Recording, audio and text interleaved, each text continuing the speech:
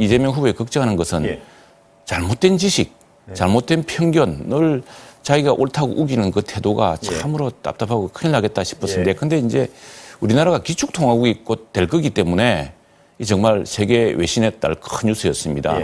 그건 아침에 민주당에서 이제 그 해명을 내어놨는데 정경련에서 이제 그런 자료가 있었다. 정경련 자료는 SDR이라고 특별인축군이라는 게 있습니다. 우리가 이제 그런 경제 규모가 커진 만큼 그게 들어가야 되니까 그걸 위해서는 이렇게 저렇게 준비를 해야 된다는 그런 보고서였는데 기축통화국이니까 우리가 재정을 막 마음대로 써야 된다고 말씀하시는 것도 참 유감이었고 또 그 심지어는 언젠가는 한번 IMF에서 우리가 재정이 너무 건전해서 좀 넉넉히 운영해도 된다라고 이야기했는데 바로 기재부가 그런 보고서 없었다, 그런 권고 없었다고 반박했었거든요. 그러니까 이게 지금 이재명 후보는 자기가 생각하는 바대로 딱 고정시켜 놓고 세상이 그쪽으로 다 움직이는 것처럼 이야기를 하고 있습니다. 사실은 선출된 정부가 임기가 있지 않습니까? 4년, 5년 이렇게 임기가 있습니다. 유한하죠.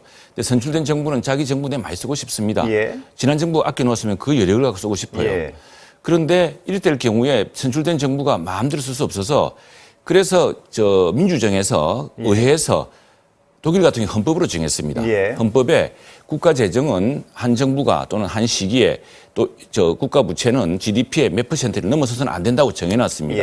그 기준을 가지고 이제 선출 권력이 예산 편성을 가지는 것이죠. 지금 우리나라는 그게 안 돼 있습니다. 그게 안 돼 있고 지금 독일 같은 경우 지금 전체적으로 지금 재정을 다시 긴축하고 있습니다. 왜 그러냐면 그런 준칙 같은 헌법에서 새겨진 기준이 있기 때문에 그렇죠. 선출직이 물론 그 공무원들을 그게 문민 통제라 그러지 않습니까? 문민 통제를 해야죠. 자, 그런데 그 기준이 무엇이냐? 그럼 선출된 권력이란 마음대로 합니까?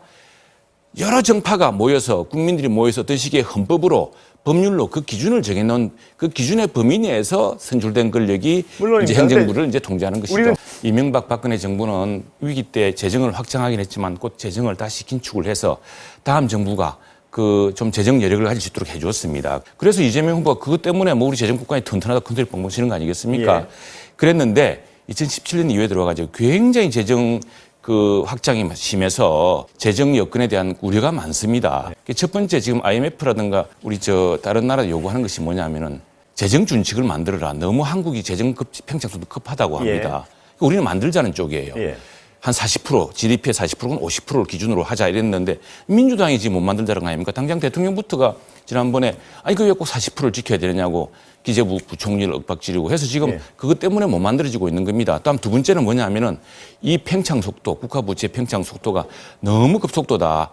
지난 정부까지는 600조 됐습니다. 지금 1000조를 넘었었습니다. 불과 몇 년 만에. 이런 것 때문에 걱정을 하는 것이고 그래서 2015년에 블룸버그가 관측했던 시기에 그 재정 건전성에 비해서 많이 달라졌기 때문에 지금 걱정을 하고 있는 겁니다.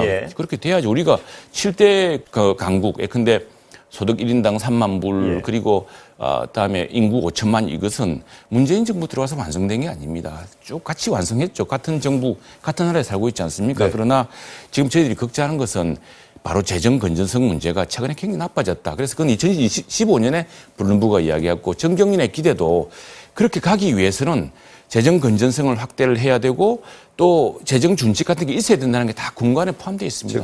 제가 기재위에서 지난주 우리 예결위 전체회의에서 경제부총리한테 물어봤습니다.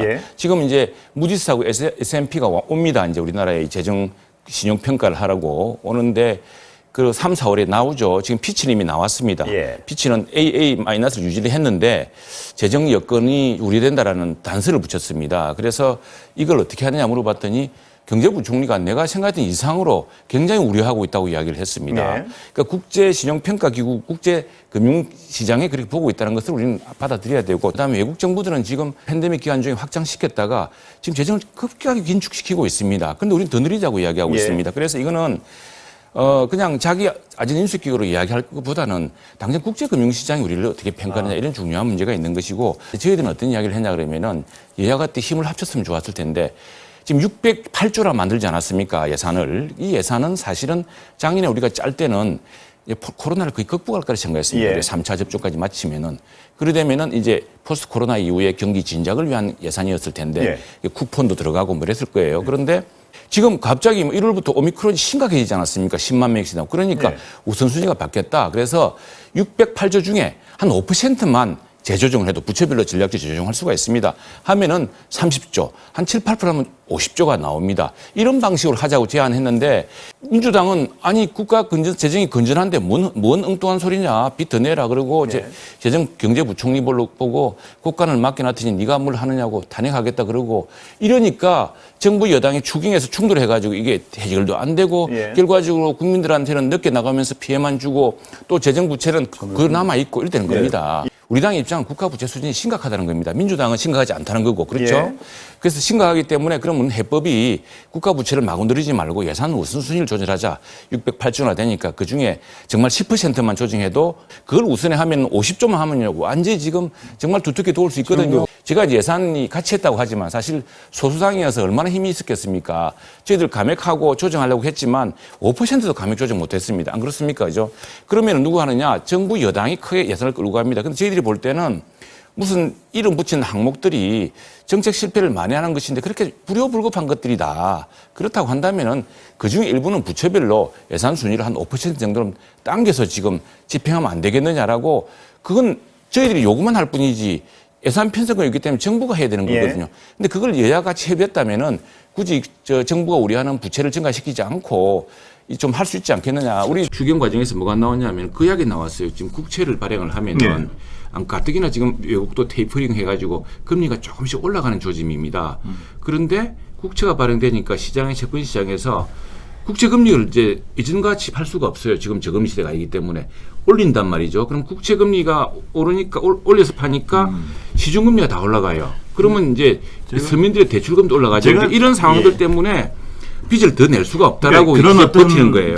정차적으로 국제적으로 금리가 높아지는 상승시에서 국채가 이제 시장에 나갑니다. 시장에 나가면은 국채도 이게 금리에 따라서 값이 있는 거거든요. 이 국채 값이 떨어집니다. 왜냐하면은 지금 별로 그렇게 우리 이미 부채도 있고 빚을 많이 냈기 때문에 빚낸 집에서 더 빚내자고 하면은 은행에서 조금 금리를 높이지 않습니까? 마찬가지로.